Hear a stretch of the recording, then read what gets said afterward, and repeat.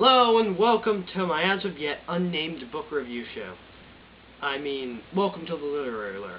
Of course, this time last year it was unnamed and I had no theme song, title card, or credits. But this year I do. So, last year I made a review of a Doctor Who novelization, Doctor Who and the Auton Invasion.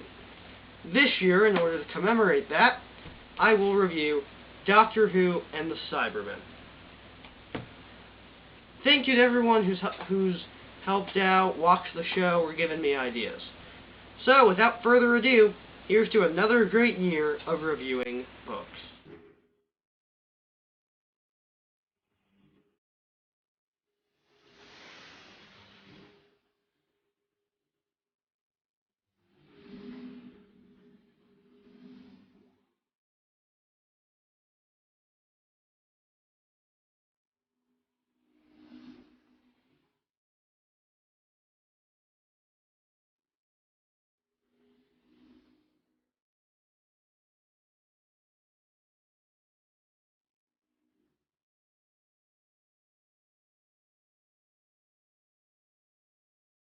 The cover is bland, but amazing. It has the basic logo and an image of the moon with the Cyberman and the Doctor on it.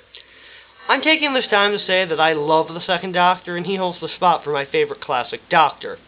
Now, I'll explain the characters. The Doctor is a 500-year-old Time Lord who's on the run from his people. This version of him is fun and wacky, but uses that as a cover for his amazing cunning. His companions, Ben and Polly, contemporary humans from the then modern-day Earth, and our carryover companions from the first Doctor.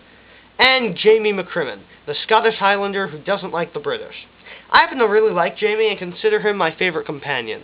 Now, onto the story proper. Our story begins where else? The TARDIS. The TARDIS makes a bumpy landing on the moon in the year 2070, and oh my god, what is wrong with Jamie's face?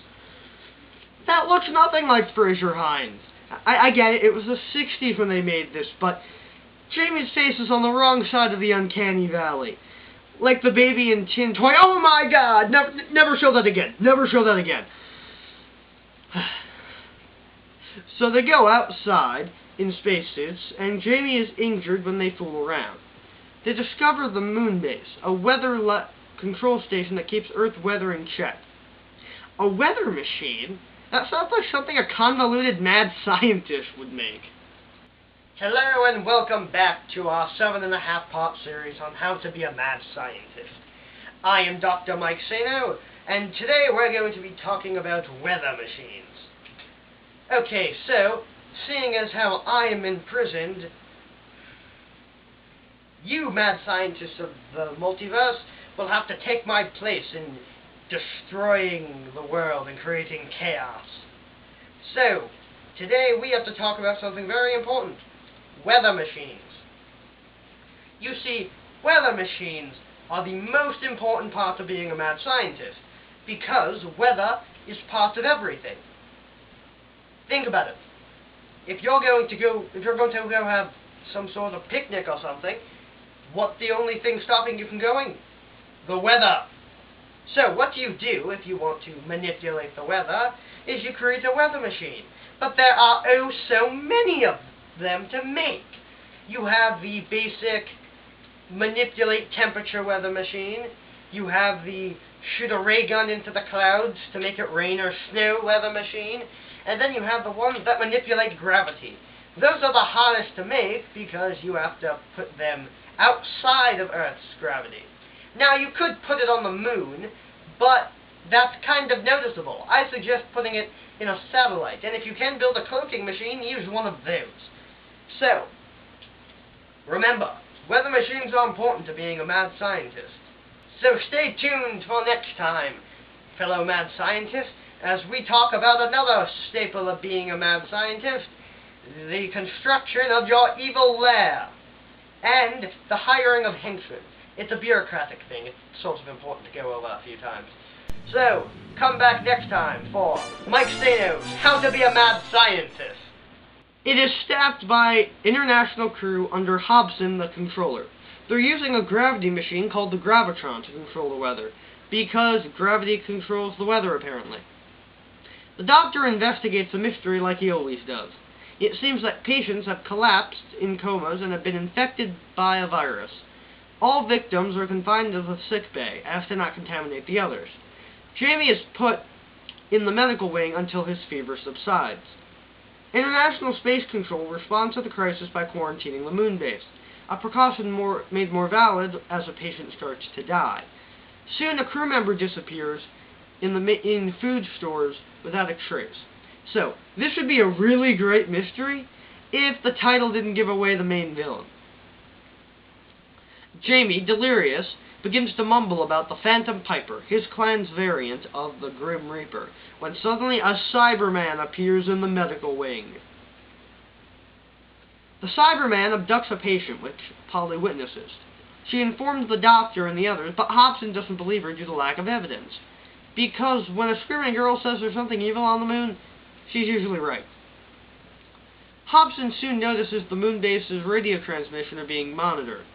But since this was controlling the entire weather of the world, I'd assume it was being monitored by someone.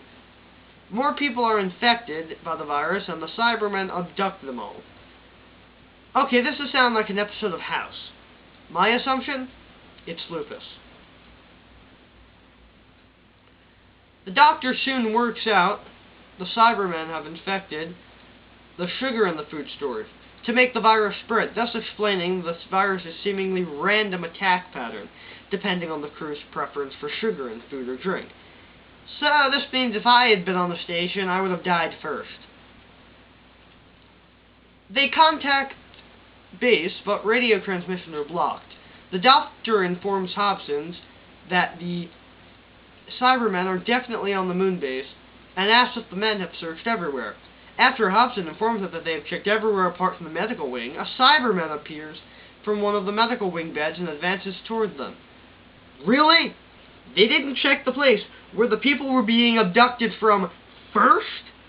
That just sounds really stupid. So Bob, a crew member, is killed, and the Cybermen contact the cyber fleet.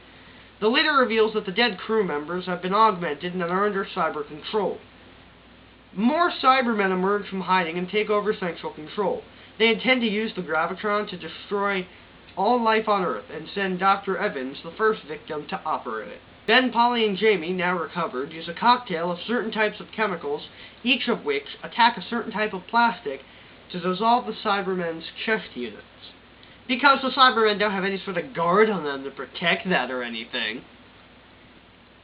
For a race of beings that consider themselves superior, they are dumb. The fleet land and deploy reinforcements, which advance in force across the lunar surface toward the moon base.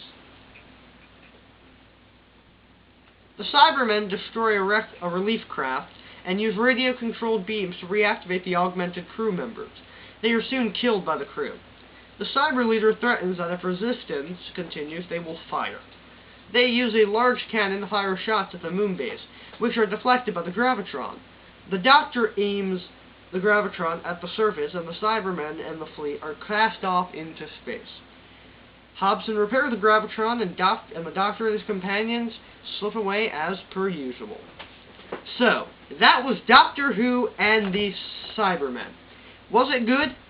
Yeah, because some of the episodes were missing from the original episode, the moon base. It's great to know exactly what happened. So, it's been a year, and I am really grateful that I've continued this show for this long.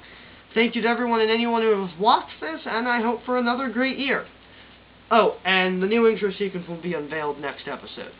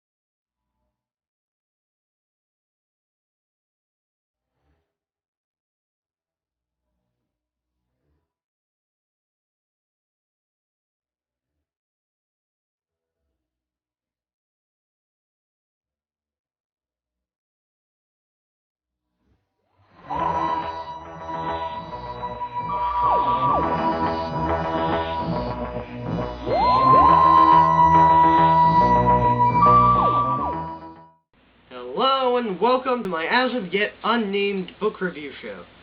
No, wait. Hello and welcome to the Literary Lair. This time last year, it was... Ugh, fuck. Yeah. Fuck, I fucked it up at the last second. So, come back next time for when we talk about the next most important thing of being a mad scientist.